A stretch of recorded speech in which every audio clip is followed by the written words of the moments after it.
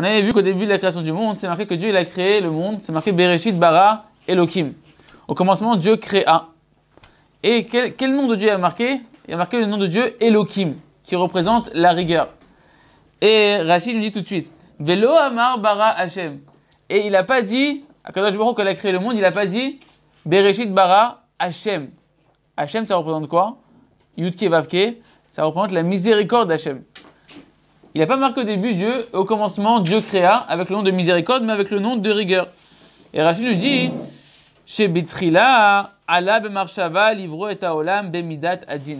Parce qu'au début, Dieu, il a voulu créer le monde, c'est monté dans sa pensée première à Akadosh Baruch Hu, de créer le monde avec l'attribut de rigueur. C'est pour ça qu'il a marqué bara Elohim, avec le nom de Dieu qui représente la rigueur, qui est Elohim.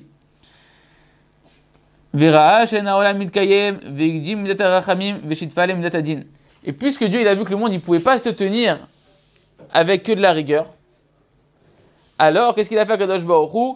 Il a devancé son attribut de rigueur et il lui a associé l'attribut de la miséricorde. Comme c'est marqué un peu plus tard dans la paracha de Bereshit, Beyom Asot Hashem Elohim Eretz Shamaim, le jour où Dieu a créé, où Dieu Hashem a créé le ciel et la terre. Et là-bas, c'est marqué Beyom Asot Hashem Elohim. D'abord le nom de Rachamim, de miséricorde d'Hashem, Hashem, et juste après le nom de rigueur. Donc, ce qui est étonnant dans ce Rashi, ce qui est très étonnant dans ce Rashi, c'est de voir que Akadosh Baruch Hu, a priori, au début, il veut créer le monde avec la rigueur, et après Akadosh Baruch Hu, il dit ah non, finalement, le monde ne tiendra pas si je crée l'homme que sur la rigueur, le monde ne tiendra pas. Alors qu'est-ce que je vais faire? Je vais d'abord mettre la miséricorde et l'associer à la rigueur. Alors la première question qui vient à l'esprit, c'est de dire attends, je comprends pas. De qui on parle? On parle d'Hachem. On parle pas d'un être humain. Kadosh Baruch Hu, c'est pas un architecte humain qui peut revenir sur sa pensée. Ah, je veux créer le monde sur la rigueur. Ah, finalement, non, le monde il va pas tenir. Je vais l'associer avec de la miséricorde. C'est pas possible. On parle de Kadosh Baruch Hu, c'est pas un architecte humain. Ce qu'Hachem il pense, ce qu'Hachem il veut, c'est parfait. Et à partir du moment où il l'a pensé, c'est une création pour l'éternité. Il peut pas revenir sur ça. Hachem ne revient pas sur sa parole. C'est pas censé de dire ça. De plus, on a vu qu'il y a un midrash dans la Gemara qui est ramené que la teshuva, la possibilité de se repentir, de réparer ses fautes, elle a été créée avant même la création du monde. La possibilité de faire teshuva a été créée avant la création du monde. Or, la possibilité de faire teshuva, c'est quoi? C'est de la miséricorde d'Hachem. Si Hachem il te laisse réparer une faute, c'est quoi? C'est de la miséricorde. Or tu me dis que ça a été créé avant la création du monde. Donc ça veut dire qu'est-ce qui est monté dans la pensée première de Kadosh Baruch Hu? La rigueur ou la miséricorde? D'abord la miséricorde, puisqu'il a créé d'abord la teshuva avant de créer le monde. Alors comment concilier tout ça? C'est ce qu'on va voir dans tout ce shiur aujourd'hui, Bezrat Hachem. Comment concilier le fait qu'une fois Hachem il te dit j'ai créé le monde d'abord, je voulais créer le monde sur la rigueur, et qu'après finalement je suis revenu et je me suis dit je vais d'abord l'associer ma conduite dans le monde avec de la miséricorde associée à de la rigueur, sinon le monde ne pourrait pas tenir. Qu'est-ce que ça veut dire tout ça? Le Rav dit en réalité, Rabbi Nachman il explique dans l'écouté Moharan que Kadosh Baruch Hu, plusieurs pensées peuvent se trouver chez Hachem en une seule et même pensée. Même si ça te paraît contradictoire, des pensées qui se paraissent différentes à tes yeux peuvent être en réalité une seule et même idée chez Kadosh Baruch Hu parce que Hachem c'est pas un être humain. Et si Hachem il te donne l'impression qu'il se contredit, quand il te dit d'abord j'ai créé sur la rigueur et après je me suis revenu sur ma décision et j'ai associé de la miséricorde, c'est pas que Dieu il est revenu sur sa décision, c'est pour nous donner des messages. Pour nous donner des messages qu'on va essayer de décrypter ensemble, Bezrat Hachem. Premier élément important à comprendre, c'est qu'est-ce que ça veut dire qu'Hachem il a voulu créer le monde avec la rigueur? Comment on peut penser à Hachem qui n'est que bonté et qu'on a vu depuis le début qui n'est que de l'amour, qui nous aime d'un amour infini? Comment tu peux dire qu'Hachem il a créé le monde, il a voulu créer le monde sur l'attribut de rigueur? Et ça en réalité, c'est parce qu'on n'a pas compris qu'est-ce que c'est la rigueur d'Hachem. La rigueur d'Akadosh Baruch Hu, en réalité, c'est le plus haut niveau d'expression d'amour d'Hachem envers nous. Pourquoi? On a expliqué qu'Akadosh Baruch Hu, il nous aime d'un amour infini, qui ne dépend pas de nos actions. Qu'Akadosh Baruch Hu, il veut nous donner à chacun le maximum de bien qu'un homme peut recevoir. Mais Hachem, il sait que ce bonheur-là, ce bonheur que tu peux même pas imaginer qu'Hachem, il veut te donner, tu ne peux le recevoir qu'en étant, écoutez bien, tu ne peux recevoir le bonheur qu'Hachem, il veut te donner, qu'il veut donner à l'humanité, qu'en étant collé à Akadosh Baruch Hu. Pourquoi? Parce que c'est lui le bonheur, Hachem. c'est lui la source de tout le bonheur de ce monde. C'est qui? C'est Akadosh Baruch Hu. C'est lui qui est la source de tout le bonheur et de tout le kiff du monde. Donc si tu veux recevoir ce bonheur-là, tu n'as pas d'autre moyen que d'être connecté à cette source. Tu veux recevoir du bonheur, il faut que tu te connectes à la source du bonheur. La source du bonheur, c'est Akadosh Baruch Hu. Alors écoutez bien. Comme Hachem, il t'aime. Comme Akadosh Baruch Hu, il veut te donner du bonheur. Et le maximum de bonheur, que toi tu ne sais pas encore ce que c'est le bonheur, mais le bonheur, il se trouve chez Hachem. Dans la connexion avec Akadosh Baruch Hu, à travers la Torah, l'étude de la Torah, en venant au Beth Midrash, en étudiant des livres de Torah chez lui, en faisant les mitzvot, en pratiquant les commandements que Akadosh Baruch Hu nous a ordonnés, en priant à Hachem, en parlant à Hachem, en faisant teshuvah, tout ça c'est des moyens de se lier à Akadosh Baruch Hu et de pouvoir recevoir le bonheur qu'Hachem veut nous donner. Maintenant, Akadosh Baruch Hu, par amour, il a voulu créer le monde sur la rigueur. Ça veut dire quoi sur la rigueur? Que si un seul instant tu te détachais d'Hachem, que si chacun d'entre nous, un seul instant, on se détachait un tout petit peu d'Akadosh Baruch Hu, alors tout de suite, on prendrait une tlecha. Tout de suite, tu bouges, Hachem il te bouge. Tu fais un faux pas, tu prends une claque. Et encore on est gentil. Un regard de travers, une pensée qui est pas à la bonne place par rapport à ce que Hachem il veut, tout de suite tu te prends une claque dans la tête. Tu dis ça c'est de l'amour? Oui, c'est de l'amour. Pourquoi? Parce qu'Hachem il veut que tu puisses continuer à recevoir le bonheur qu'il a créé pour toi, qui se trouve dans sa connexion avec lui. Et si Hachem il veut que tu te dévies de son chemin, qui est le meilleur moyen pour toi et l'unique moyen pour toi d'être heureux, alors par amour pour toi, Akadosh Baruch Hu, il est prêt à faire marcher tout de suite, immédiatement, la rigueur, pour que tu n'aies pas le temps de t'écarter du bonheur. Et que tout de suite tu reviennes dans le droit chemin, et dans les rails, qui sont la connexion avec Hachem, qui est ça la source du bonheur et de la jouissance qu'Hachem il a créé pour l'homme réellement.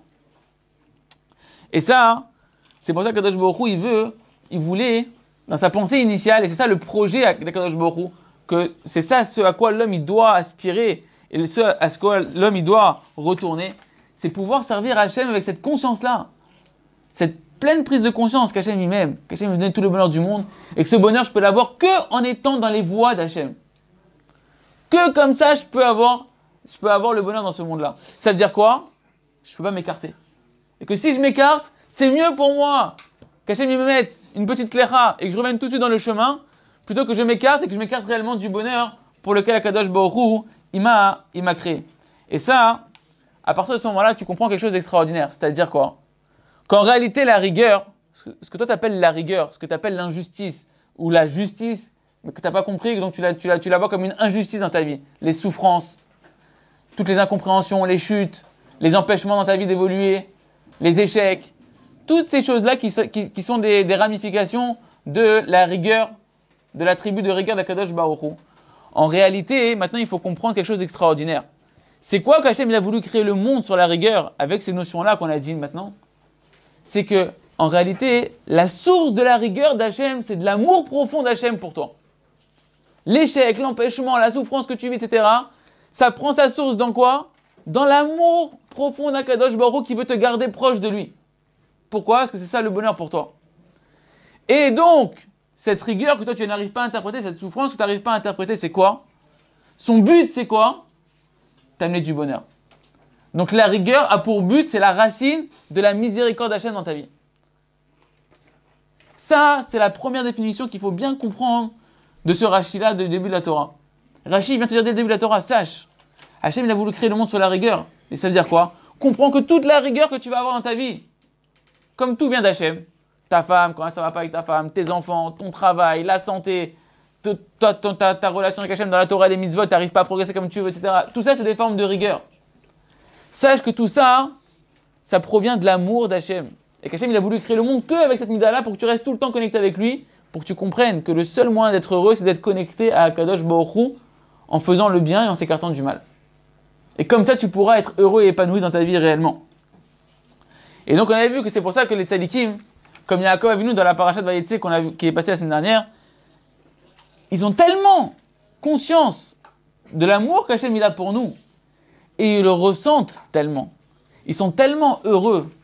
Et la lumière, elle est tellement grande dans leur cœur, quand ils sentent la proximité avec Kadosh Baruch Hu, qu'ils sont prêts eux-mêmes à prier à Hachem. Hachem, je t'en prie, si tu vois que je m'écarte de toi, Tout de suite, remets-moi sur le chemin. Fais-moi souffrir un tout petit peu, mais que j'ai l'intelligence de comprendre toute cette souffrance-là pour que je puisse rester connecté avec toi dans cette jouissance d'être proche de toi. C'est ce qu'il a dit à Yaakov, à Kadosh Baruch Hu, lorsqu'il lui a dit Ve'aya Hashem li Elohim, que Hashem, qui est miséricordieux, soit pour moi Elohim de la rigueur. Ça veut dire quoi? Que la miséricorde d'Hachem, chez moi, à mon niveau, à moi, Yaakov, je veux que ce soit quoi ta miséricorde, ta bonté Hachem? C'est pas que tu me caresses dans le sens du poil tout le temps, même quand je fais n'importe quoi. C'est que dès que je fais n'importe quoi, dès que je m'écarte un tout petit peu de ta volonté, que tu me mettes tout de suite sur les rails, que tout de suite il m'arrive une petite galère, et que je comprenne, oi, pourquoi il m'arrive cette galère-là? Parce que je m'écarte du droit chemin et que je m'écarte du bonheur pour lequel j'ai été créé. Ça, c'est le niveau des Talikim. Et Akadosh Baruch Hu, quand il a voulu créer le monde initialement avec la rigueur, c'est parce qu'il veut qu'on remonte petit à petit au niveau des tzadikim, de pouvoir percevoir cet amour d'Hachem infini, même dans la rigueur d'Akadosh Baruch Hu. C'est-à-dire, maintenant on va expliquer pourquoi Akadosh Baruch Hu il a eu besoin d'associer la miséricorde à la rigueur. Pourquoi ça marche pas? Pourquoi finalement Hachem il n'est pas resté sur cette première et magnifique idée de dire si tu te serais écarté un tout petit peu, c'était la question qu'il avait la dernière fois, un jeune qui était là, il avait dit mais je comprends pas. Si maintenant on a compris que le vrai bonheur, c'est d'être proche d'Hachem, de ne pas bouger des voies d'Hachem, alors pourquoi Kadosh Baruch Hu, il a associé de la miséricorde à la rigueur? On aurait dû rester sur la rigueur. Si on bouge, directement Kadosh Baruch Hu, il nous rebouge, et puis c'est fini, on est tranquille, on est tout le temps connecté à Kadosh Baruch Hu, et on est tout le temps en train d'être dans le bonheur, et c'est fini. C'est-à-dire, alors pourquoi il y a eu besoin Hachem d'associer la miséricorde à sa conduite de rigueur? En réalité, première explication qu'il nous donne, c'est déjà lorsqu'on voit le premier homme. Il faut remonter au premier homme, Adam Arishon. Adam Arishon, le premier homme, lorsqu'il a été créé, le Ramban,